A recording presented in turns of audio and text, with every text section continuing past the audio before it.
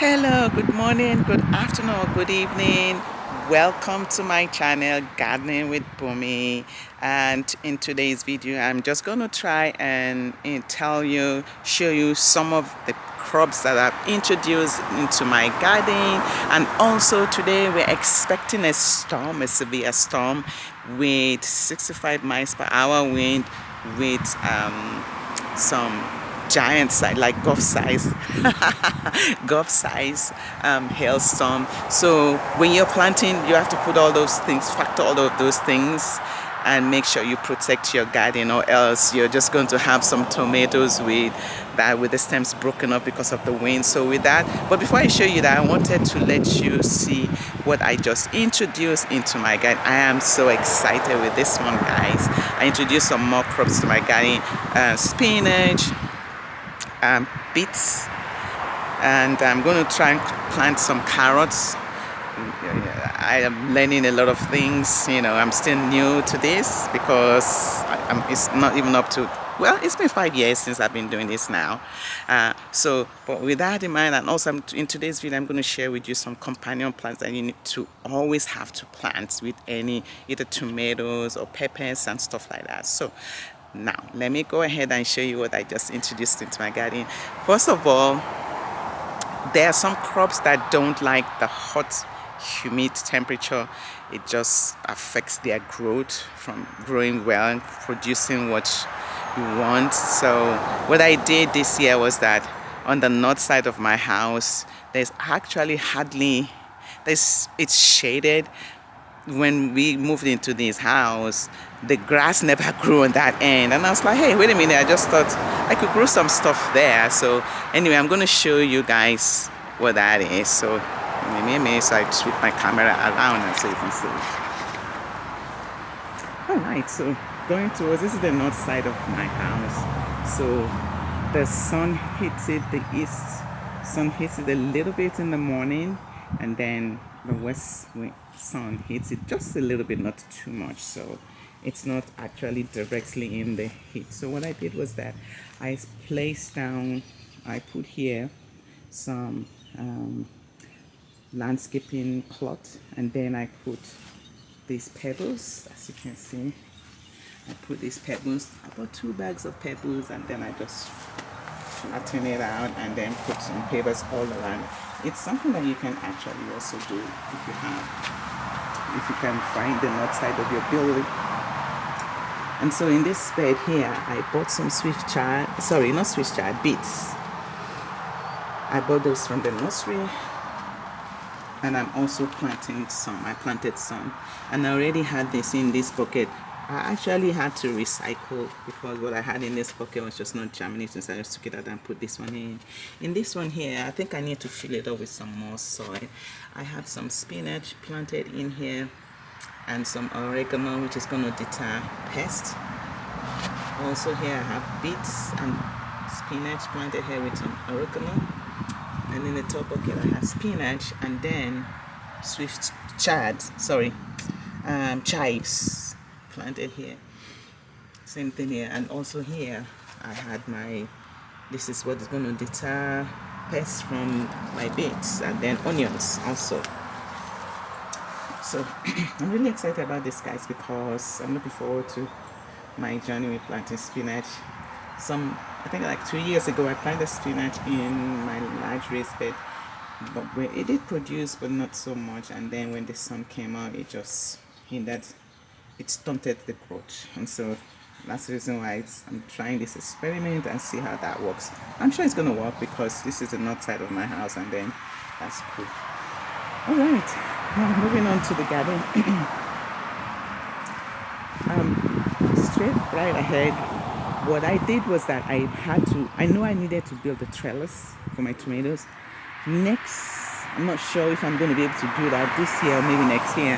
I'm going to try and plant some snap peas, and peas likes to climb, cucumbers, and also squash.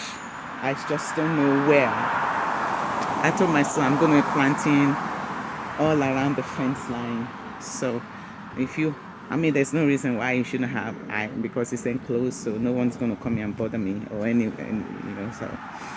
So I bought this trellis from Home Depot. I thought maybe, I didn't know, I thought it was something that I would have to come try and do myself, but it was already, it came out like this. They already prepared this trellis. All I had to do was just to hang it up on my stakes. As you can see, I hung it up on the stake. And also here in this bed, my tomatoes are beginning to flower, guys. Look at that. It's flowering. This one hasn't started flowering, but we'll see. That one is. And also, so if you can see that right there.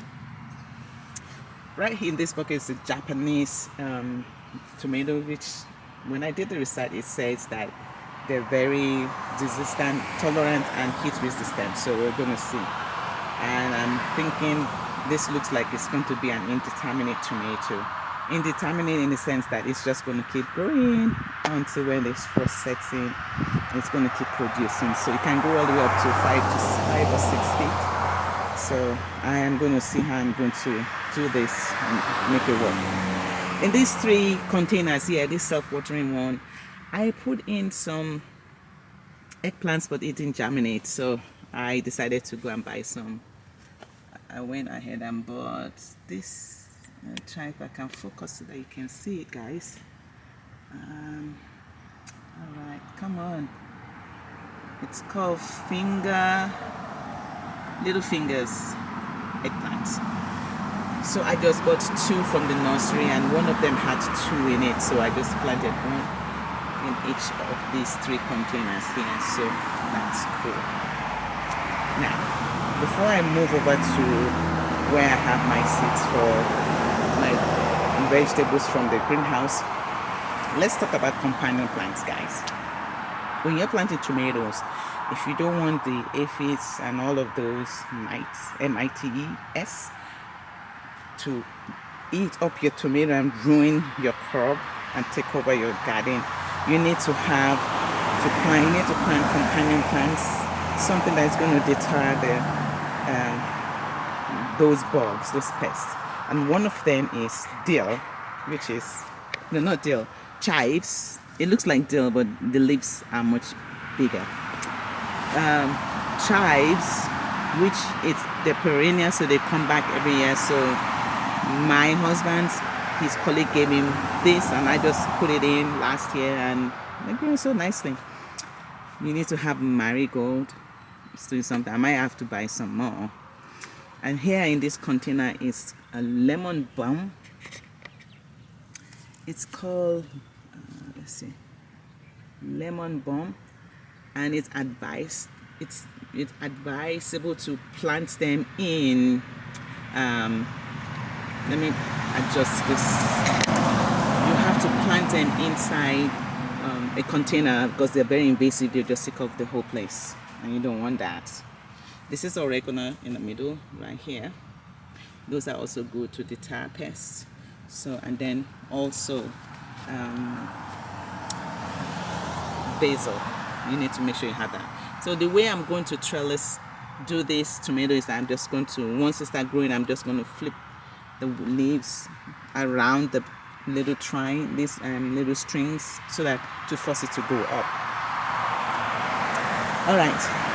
So in this corner here is where, first of all, I had to go buy like a shade pot, just like the one I have over the crop cover.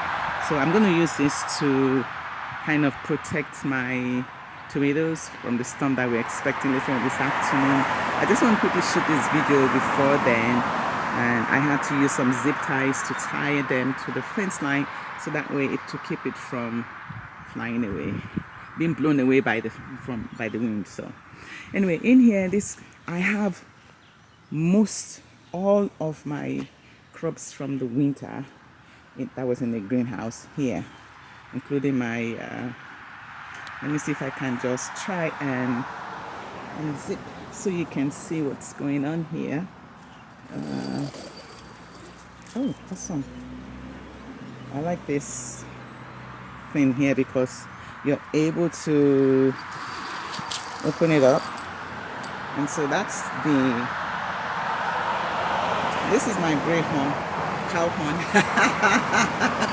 Greyhound indeed. My cow horn pepper. As you can see, it's beginning to. I harvested some. Look at how huge that one is, guys. It's another one right here. It just keeps producing. One thing about pepper is that it's gonna keep producing. If you give it, you know, nutrients, it's just gonna keep producing. See how long this one is. It's just gonna keep producing, guys. So so the one in the middle over there is another Japanese tomatoes, which I'm going to be pulling out. It's beginning to flower. I see that. So, and this is one of the ones I brought out from the greenhouse. It's going to get to a point whereby it's going to stop producing, you know, that run its cycle. But until then, guys, I'm going to just keep doing what I need to do with it until the wheels fall off. This one over here, as you can see, the tomatoes are so huge. They're huge, the big tomatoes. So, well, that's what this one is.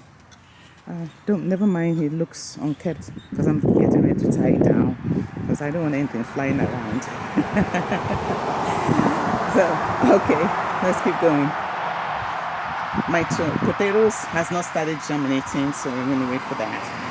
One thing that I want to tell you guys is that why throw away stuff when you can actually plant some of them. For example, when you buy green onions from the store, just buy it one time, guys.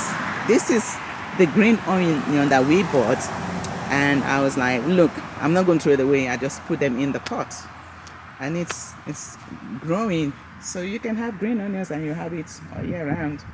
So what you need to do is that once you use it, don't throw out the roots. You can put the roots in a cup, in a water cup, in a little messenger jar, and then after some time you have to transfer into little pots like this one. And so that's what that is. The longevity spinach is going on strong. In this bed here, guys, the F4 is beginning to germinate. Look at that. All these little thing that looks like grass, they're all F4, as in African spinach. Here I have oregano, which is it serves as a deterrent to bugs from eating up my chives. As you can see, something is eating it up, but thank goodness there's nothing on the back, you know, that I see, nothing to. So that's exactly what I'm doing. And here is another lemon balm also. I put it closer to the Swiss chard so that it can serve as a deterrent. And then this is my strawberries. One thing is, when you're gardening, you have to make sure, especially in containers, you have to make sure you feed it. Because except if you're growing in ground, the nutrients get depleted so quickly. So make sure you feed your vegetables the nutrients that it needs if you're growing them in containers or grow garments or in those garment bags. So you make sure you do that. I am still waiting on my okra to germinate. I don't know what's going on, but I planted some onions, red onions and yellow onions in here. One thing that I'm so excited about in this bed, this is also oregano, some onions and marigold, which are also good deterrents for all these vegetables. Guys, look at the flower. It's flowering. Can you see that's right smacked in the middle? It's flowering. That's where all the garden eggs, you can see these little pods right there. I am so excited. And the bitter leaf is right there. I'm not going to do any watering today because it's going to rain. There's no point. It's going to be raining for the next 2 or 3 days. And so I'm so excited. So also here in this bed here, some more of those vegetables for African spinach. And over here is my ewedu. It's another form of, it actually it doesn't cook like okra, but when you, well, it does in a way because it's very slimy, like also like that, but it's not, it doesn't look like okra, but it's also greens, which is very, very, very good. I'm beginning to feel some sprinkle here. It looks like it's going to start raining any moment soon. So if you're new to my channel, be sure to subscribe, guys. If you have any question that you want me to ask, answer. I am not an expert. I'm just showing you my journey, my gardening journey. Be sure to leave me your question in the comments, and I will make sure that I respond as quickly as possible. So do not forget to subscribe if you're new to my channel. I want to thank you all to all my subscribers. Don't forget to subscribe if you're new to my channel, and be sure to hit the notification bell. And with that in mind, anyone, start small. Know where the north side of your house is, or if you live in an apartment and you have a patio. Yeah, another thing, if you live in an apartment and you have a patio and you want to start growing stuff, you can start small, and use these 5-gallon buckets, which I'm going to turn my camera around for you to see. In these 5-gallon buckets. But make sure if you're planting tomatoes that the tomato is indeterminate. Determinate, meaning that it's not going to grow more than 4 or 5 feet. No, it's not even going to get up to. Or you can just buy dwarf tomatoes. And also, like I showed you over here on the north side of my house, you can plant some spinach also. Let me show you the containers that I used for this spinach. It's like 12 inches, like 1 foot. To get this, you can get this at the nursery, or you can get them at Home Depot. You can plant your spinach in here. And I'm thinking, it says there that for spinach, you can actually, I believe, I'm not sure, I'm going to find out. It's like every 24 days or 30 days or something like that, you can just plant more. So why not just do it? I mean, try the spinach. The spinach will taste much better. Hey guys, I can tell you, I can't remember the last time I bought okra. It's been over 2.5 or 3 years now. I have okra that I harvested last year. Have it in my freezer. I have some African spinach also in my freezer. I also have tomatoes. It's something that I don't buy often, but I am looking forward to a good harvest this year for my tomatoes, because it's quite different from the one you buy from the store, guys.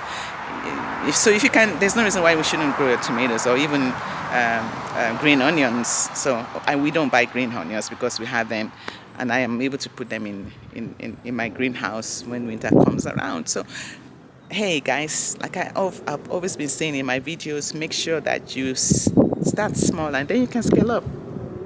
Start with tomatoes. You can also introduce some cold crops, vegetables, spinach and kale. Kale doesn't like the heat at all, so you can plant them in containers.